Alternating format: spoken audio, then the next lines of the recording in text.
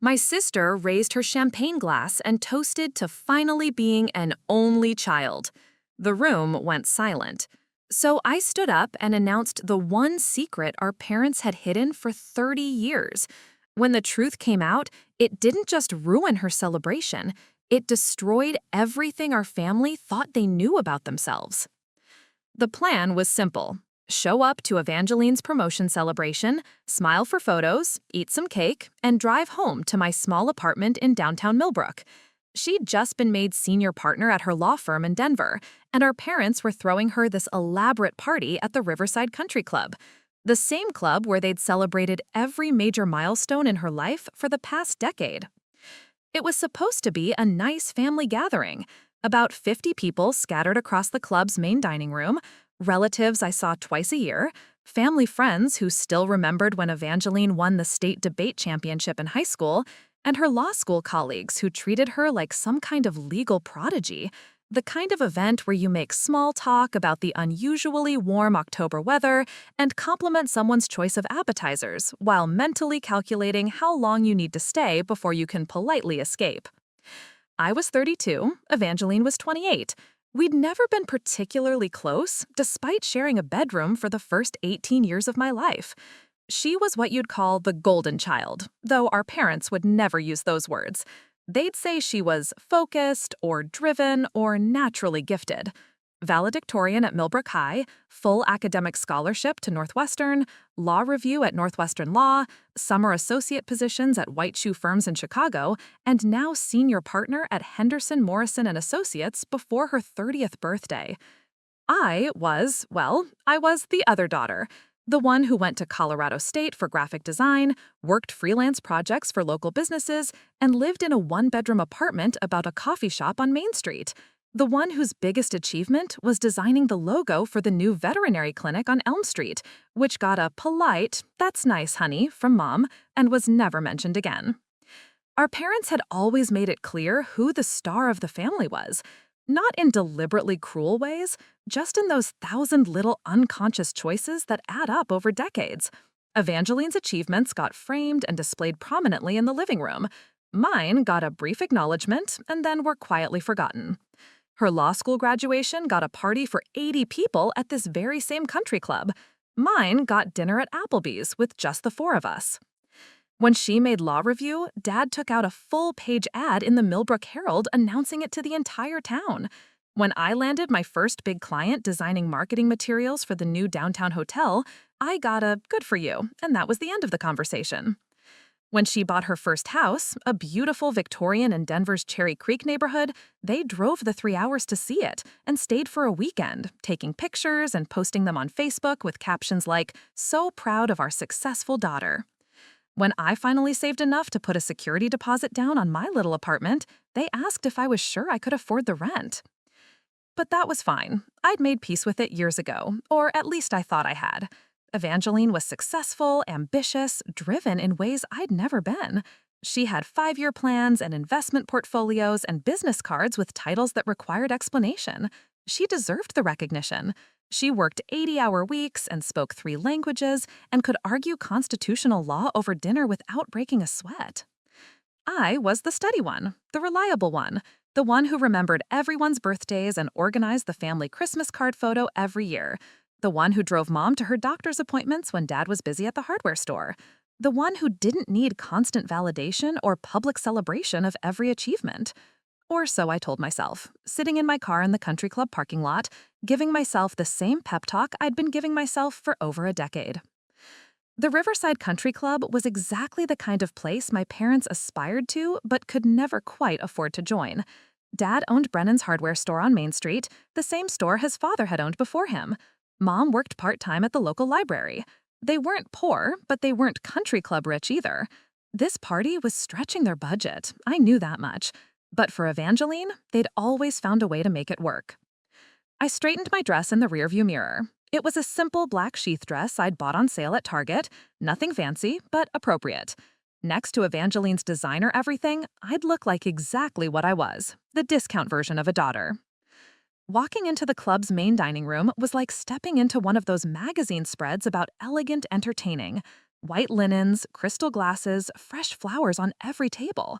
Evangeline had clearly had input on the planning because everything was perfectly coordinated and tastefully expensive. She was already holding court near the bar, stunning in a navy blue dress that probably cost more than my rent. Next to Evangeline's designer everything, I'd look like exactly what I was, the discount version of a daughter. Walking into the club's main dining room was like stepping into one of those magazine spreads about elegant entertaining. White linens, crystal glasses, fresh flowers on every table. Evangeline had clearly had input on the planning because everything was perfectly coordinated and tastefully expensive. She was already holding court near the bar, stunning in a navy blue dress that probably cost more than my rent. Her long auburn hair was pulled back in an elegant chignon, and she was wearing the pearl earrings our grandmother had left her in her will. The same earrings I'd quietly hoped might be passed down to me, the older granddaughter, but that was another small disappointment I'd learned to swallow. Our parents flanked her like proud peacocks. Dad, wearing the good suit he only brought out for special occasions, was telling anyone who would listen about how his daughter had just closed the biggest case in her firm's history. Mom, in her best dress and the necklace she'd inherited from her own mother, was beaming as she introduced Evangeline to various relatives as our brilliant lawyer daughter. I recognized the pattern. It was the same one I'd watched play out at countless family gatherings over the years. Evangeline would be the center of attention, graciously accepting congratulations and compliments. Our parents would glow with reflected glory. And I would hover at the edges, making small talk with the aunts and uncles who asked politely about my little graphic design business before quickly steering the conversation back to Evangeline's latest triumph. Aunt Cordelia spotted me first. "Victoria, there you are, sweetheart. Doesn't your sister look beautiful tonight? We're just so proud of her making partners so young. You must be proud too." I smiled and nodded and said all the right things. Yes, Evangeline looked beautiful. Yes, making partner at 28 was impressive. Yes, we were all very proud. Uncle Harold joined us, carrying 2 glasses of wine. "Victoria, good to see you. How's the art thing going?" "Graphic design," I corrected gently, the same correction I'd been making for 5 years. "It's going well, thank you." "That's nice. Creative types. Always fascinating. Nothing like what Evangeline does, of course. Law's such a respected profession. Stable, you know. Good money."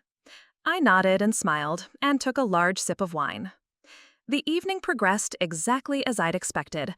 Evangeline gave a charming speech about her gratitude to the firm, her excitement about the future, her appreciation for everyone's support. People applauded and raised their glasses. She was gracious and articulate and everything a successful young lawyer should be. I found myself sitting at a table near the back with Great-Aunt Millicent, who was 93 and had stopped filtering her thoughts sometime around her 80th birthday. "You know," she said, leaning close enough that I could smell her lavender perfume, "I've always wondered why your parents put all their eggs in one basket." "What do you mean?" "Well, they've always fussed over Evangeline like she was the only child they had. Don't get me wrong, she's accomplished, but you're accomplished too in your own way. Different, but still valuable." I was touched by her words, but also surprised. In 32 years, I couldn't remember any family member acknowledging that the attention in our family was unevenly distributed. "I think they're just proud of her success," I said diplomatically. Aunt Millicent stirred her coffee thoughtfully. "Pride's one thing, but there's something almost desperate about how they showcase her, like they're trying to convince everyone of something, or maybe convince themselves." Before I could ask what she meant, the lights dimmed slightly and someone tapped a knife against a glass. The room quieted as Evangeline stood up, champagne flute in hand, ready to give what I assumed would be another gracious thank you speech. But what came out of her mouth instead changed everything. The party had been going exactly as expected. Evangeline was glowing, working the room like the natural networker she'd always been. She had this gift for making everyone feel like they were the most important person in the room, at least while she was talking to them. It was part of what made her such a successful lawyer, I supposed. Our parents were practically vibrating with pride, introducing her to everyone as our brilliant daughter, with voices full of uncontainable joy. Dad kept telling the story about how she'd graduated summa cum laude, and Mom kept showing people the framed photo of Evangeline receiving some law school award. I had been nursing a glass of wine near the dessert table, making polite conversation with various relatives about my little graphic design business, while watching Evangeline charm a group of her law firm colleagues. She had this way of tilting her head when she listened that made people feel heard, and her laugh was the kind that made other people want to laugh along. For a moment, watching her in her element, I felt something that surprised me: genuine pride. Whatever complicated feelings I had about our family dynamics, Evangeline really was remarkable. She'd worked incredibly hard to get where she was, and she deserved the celebration. That feeling lasted exactly until she picked up the microphone. The room gradually quieted as Evangeline tapped her champagne flute with a silver knife, the crystal ringing out like a bell across the dining room. Conversations died mid-sentence, chairs scraped against the hardwood floor as people turned to face her, and even the string quartet seemed to soften their playing to barely audible background music. She looked radiant standing there in the soft lighting, every inch the successful professional woman our parents had always dreamed of raising. Her smile was confident but warm, the kind that had probably won over countless juries and impressed countless senior partners. For a moment, she just stood there, taking in the room full of people who had gathered to celebrate her latest achievement. "Thank you all so much for being here tonight," she began, her voice carrying easily across the room without strain. Years of courtroom experience had taught her how to project confidence and command attention. When I was growing up in this little town, I never imagined I'd be standing here as the youngest senior partner in Henderson, Morrison & Associates history. Polite applause rippled through the crowd. Dad beamed so brightly I thought his face might crack. Mom dabbed at her eyes with her napkin, already emotional. "I have so many people to thank," Evangeline continued, "but I want to start with my parents, Thomas and Patricia Brennan, who sacrificed so much to give me every opportunity to succeed." More applause. Dad stood up briefly to acknowledge the recognition, his chest puffed with pride. Mom waved modestly but was clearly glowing. "They taught me that success isn't just about talent, it's about perseverance, dedication, and never settling for less than your dreams." Evangeline's voice took on that persuasive quality I'd heard her use during family arguments when she wanted to prove a point. "They showed me that sometimes you have to make difficult choices, prioritize what really matters, and focus all your energy on the goals that will truly change your life." I found myself nodding along, caught up in her eloquence despite myself. She really was a gifted speaker. The room was completely captivated. Growing up, I always felt the weight of their expectations, but also the incredible support of parents who believed in me unconditionally. She paused, taking a sip of champagne, and I noticed something in her expression shift slightly. The warmth was still there, but there was something else now. Something harder. They made choices that weren't always easy, choices that required sacrifice and difficult decisions. But those choices allowed me to have the childhood I needed, the education I deserved, and the singular focus that has brought me to where I am today. The room was hanging on every word. I glanced around and saw relatives nodding approvingly, family friends smiling warmly. Everyone was so proud of golden child Evangeline and the parents who had raised her so well. "You see," Evangeline said, and now I definitely heard something different in her tone, "success requires focus. It requires all of your resources, all of your attention, all of your energy directed toward a single goal. You can't achieve excellence when you're spreading yourself thin." I felt a small prickle of unease, though I couldn't pinpoint why. Something about the way she was building to whatever point she was trying to make felt off. My parents understood this better than anyone. They understood that to raise one truly successful child, sometimes you have to make choices about where to invest your time, your money, your emotional energy. Sometimes you have to decide what really matters. The prickle of unease was growing stronger. I looked over at our parents, expecting to see them basking in the praise, but Dad's smile seemed a little frozen now. and Mom was gripping her napkin tightly in her lap. They gave me everything I needed to succeed, Evangeline continued. Private tutoring when I struggled with calculus, SAT prep courses that cost more than most people make in a month, application consultants to help me craft the perfect college essays, interview coaching to prepare me for Princeton. They spared no expense when it came to my future. I was starting to feel sick, though I still couldn't articulate why. Everyone else still seemed to be enjoying the speech, but something in Eveline's delivery was setting off alarm bells in my head.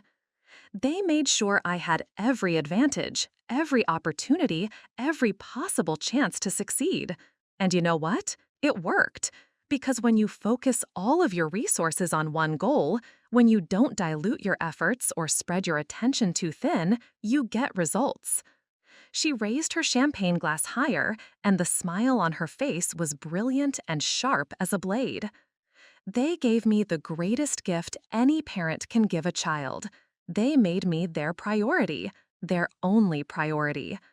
And tonight, as I celebrate becoming the youngest senior partner in my firm's 120-year history, I want to toast to the wisdom of that choice.